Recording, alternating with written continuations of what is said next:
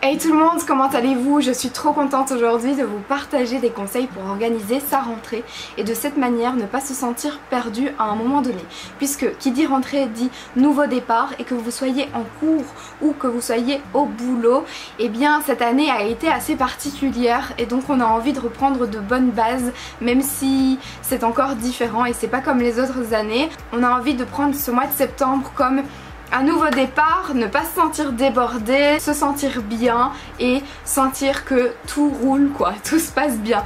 Donc j'avais très envie de partager mes petits trucs et astuces et vous donner en fait toutes les clés pour essayer de s'organiser au mieux, surtout se sentir bien parce que c'est le plus important pour la rentrée. En barre d'infos, vous trouverez en fait un petit kit que j'ai réalisé pour la rentrée, vraiment pour s'organiser au mieux. Et ce que je vous invite à faire aussi pour encore plus de partage, c'est de m'ajouter sur Instagram. Let's go, on y va! Vous m'excuserez si vous entendez un peu le ventilateur, mais à vrai dire, la pièce où je filme, c'est la pièce la plus chaude de tout l'appart et je peux vous dire qu'ici il fait au moins 35 degrés à l'intérieur, donc c'était un peu obligatoire si je voulais filmer. Les kits d'organisation pour la rentrée sont en deux couleurs, enfin pas quatre, deux.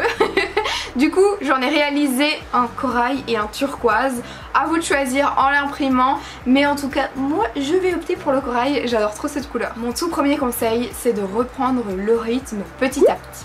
Ce que je veux dire par là, c'est de ne pas trop se brusquer, ne pas trop faire de changement radical, parce que si on change radicalement du jour au lendemain notre rythme de vie, eh bien notre morale va en prendre un coup, notre force et notre énergie aussi, et du coup vous risquez d'être beaucoup moins concentré, très fatigué et de ne plus être réellement présent en fait si vous avez une rentrée en cours ou même au boulot.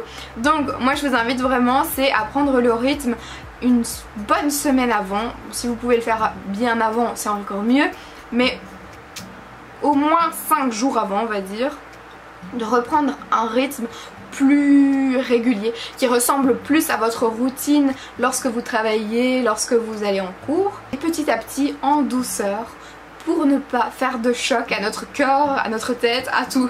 Ça peut être au niveau des heures du repas, mais ça peut être aussi au niveau de vos heures de sommeil, au niveau de votre heure de coucher. Réinstaller une routine qui correspond plus à la rentrée. Le deuxième point, c'est de faire le bilan en fait de cette année écoulée, donc l'année 2019-2020. Comment ça s'est passé et est-ce qu'il y a quelque chose qui vous a dérangé durant cette année. Il y a peut-être cette habitude que vous détestez et que vous avez absolument envie de changer. Vous avez peut-être envie aussi d'ajouter une nouvelle habitude dans votre quotidien. Le point c'est important pour pouvoir évoluer et se sentir mieux aussi. Et donc si j'ai un petit conseil à vous donner, si vous voulez instaurer une nouvelle habitude dans votre quotidien, c'est d'utiliser la méthode Habit Stacking. Cette méthode en fait consiste à prendre une habitude que vous avez déjà et d'ajouter une nouvelle habitude par-dessus cette habitude que vous avez déjà. Par exemple, vous avez l'habitude de regarder une série qui existe en fait en version originale mais que vous regardez en version française. Bien, si votre nouvelle habitude c'est par exemple d'essayer d'apprendre une nouvelle langue, de vous améliorer pour le cours d'anglais ou d'espagnol, vous prenez votre série favorite que vous regardez là tous les jours et vous la regardez en version originale en mettant des sous-titres. C'est déjà une habitude que vous aviez de regarder une série, mais vous ajoutez cette nouvelle habitude qui est de changer la langue pour pouvoir vous améliorer. Ainsi en fait instaurer cette nouvelle habitude mais de manière moins drastique, de manière à ce que cette nouvelle habitude arrive dans votre vie sans vous perturber et tout changer. Cela peut être, eh bien quand je pars de chez moi j'ai l'habitude de refermer la porte parce que j'avais aéré ma chambre, mais j'ai pas du tout l'habitude de faire mon lit. Et donc dès que je vais fermer la fenêtre, puisque ça c'est une habitude que j'ai tout le temps, je vais faire mon lit juste après. En l'instaurant dans votre quotidien, dans votre petite routine, cela sera beaucoup plus efficace et beaucoup plus facile surtout pour vous. Donc je vous invite clairement à tester cette méthode. Le troisième conseil, c'est de préparer son calendrier, de préparer son agenda, de tout préparer et de prendre déjà de l'avance. Il y a peut-être déjà des dates pour certains cours si vous êtes élève, il y a peut-être déjà des réunions si vous travaillez. Déjà les mettre dans votre calendrier, pouvoir poser vos activités à l'extérieur. Si vous avez envie de pratiquer un nouveau sport, une nouvelle activité créative, et bien déjà la mettre dans votre planning. Comme ça, vous êtes ok et vous vous sentez beaucoup plus serein ou sereine. Vraiment adopter un calendrier qui vous convient. Ne vous mettez pas trop de stress avec celui-ci. L'organisation, c'est quelque chose qui m'a aidé, mais c'est jamais quelque chose qui m'a mis de pression. Si j'ai bien un conseil à vous donner, c'est de toujours voir de cette manière l'organisation. Quelque chose qui vous permet de réduire votre charge mentale, d'avoir l'esprit plus libéré comme ça, mais surtout de ne pas vous mettre de pression en mode il faut faire ça, ça, ça, ça, ça, ça. Non, non, non. C'est juste là pour avoir l'esprit tranquille, mais c'est pas du tout là pour vous mettre de pression. Les imprévus, ils font toujours du bien et ils sont là pour apporter un petit quelque chose en plus, et ils sont là pour que je les accepte avec mes grands bras ouverts, mais ils sont pas là du tout pour me perturber. Et si ça va pas comme je veux, ben, être perdu, non pas du tout. Le quatrième conseil, c'est d'optimiser son temps en utilisant, en créant ou en téléchargeant des outils d'aide pour votre organisation quotidienne. Et c'est bien pour ça que j'ai créé mon kit et que vous pouvez le télécharger, parce que tout simplement c'est un outil qui va vous aider, qui va vous aiguiller et qui sera là pour vous accompagner dès la rentrée. Je vais vous expliquer comment utiliser au mieux le menu de la semaine pour l'imprimer qu'une seule fois et le réutiliser tout le temps. En fait, j'ai réalisé un menu de la semaine que vous pouvez plastifier. Vous le plastifiez une fois et c'est tout, vous l'avez à vie.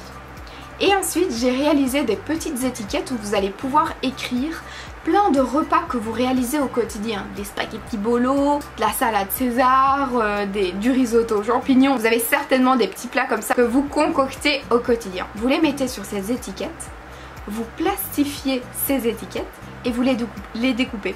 Ensuite vous prenez une petite gomme et vous allez venir en fait placer sur votre menu de la semaine les idées repas. Comme ça, vous avez vos idées déjà, vous n'êtes pas perdu, vous dites pas mon dieu qu'est-ce qu'on va faire cette semaine, j'ai aucune idée. En fin de semaine, le dimanche par exemple, vous prenez toutes vos petites étiquettes et en famille, en couple ou solo, vous décidez en fait ce que vous allez manger du lundi au vendredi. Moi c'est comme ça que je fais, on décide toujours le dimanche et ça permet d'avoir l'esprit libéré, de pas se dire quand on rentre lundi soir super tard, oh, qu'est-ce qu'on va faire à manger? Non, tout était prêt, tout était fait et c'est une charge mentale en moins. J'ai également fait ça avec le planning. Par exemple, si vous avez des cours qui reviennent tout le temps, mathématiques, français, sciences, que sais-je, et bien vous allez prendre les petites étiquettes, vous allez indiquer tous vos cours, vous allez plastifier, découper et ensuite vous allez venir les placer sur votre planning. Ce kit est vraiment un outil d'aide, donc moi je suis là, je vous tends les bras, à vous d'en faire ce que vous voulez au final. Le tout premier planning est dédié aux étudiants. Le deuxième planning dans ce kit est plutôt dédié aux personnes qui travaillent, avec des journées scindées en 3 parties, matin, après-midi et soir. La troisième page de ce kit est en fait les étiquettes pour vos cours, donc comme je vous disais à découper et à coller sur votre planning. La quatrième page, c'est mes engagements pour cette semaine. Donc vos engagements, c'est par exemple, je m'engage à ranger ma chambre, tester la méditation, lire 10 pages par jour de mon nouveau livre. Ça peut être étudier une leçon petit à petit plutôt que tout d'un coup.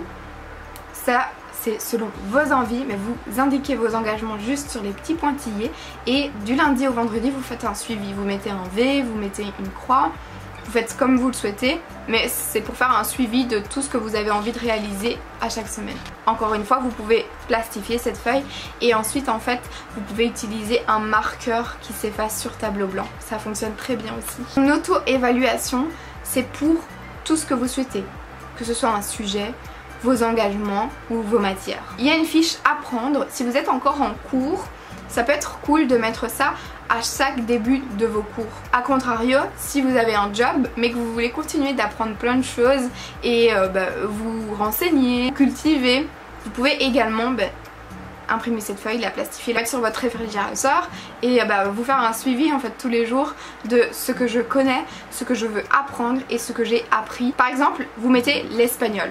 Apprendre l'espagnol, vous mettez ce que je connais, les verbes irréguliers, le présent, les termes de bureau, apprendre à réaliser un dialogue complet. Ce que j'ai appris, eh bien, c'est que je fais encore quelques petites erreurs pour ce mot-là, c'est que je me suis bien améliorée sur ce thème-là, etc. J'ai réalisé une liste pour la rentrée de fournitures dont vous avez besoin. Encore une fois, je le répète, mais c'est un exemple, ça dépend de votre école, ça dépend de votre âge, ça dépend de votre section, donc à vous d'adapter, mais moi c'est clairement à titre d'exemple. Quoi de mieux pour s'organiser pour la rentrée que d'avoir un menu de la semaine déjà prêt?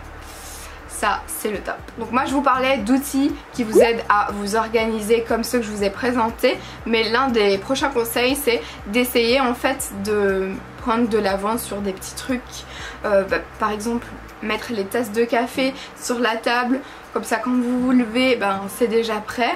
Moi je suis très matinale, c'est-à-dire que je me lève toujours très tôt, mais quand je me réveille j'ai besoin d'un temps d'adaptation, je suis un peu dans une bulle et donc j'aime pas en fait faire plein de trucs quand je me réveille, et donc du coup j'ai beau être du genre à me lever à 6 h du matin même quand je suis en congé, le matin il faut mon petit moment quoi. Et il y a plein de choses pour préparer ça, préparer vos tenues en avance, et quand vous vous levez vous devez vous soucier de rien, et ça vous aide aussi à passer une belle journée si vous êtes comme moi. Pour avoir terminé de partager mes conseils et organisation pour la rentrée, je vous souhaite une excellente rentrée, bon courage, je vous fais plein de gros bisous et je vous dis à la prochaine.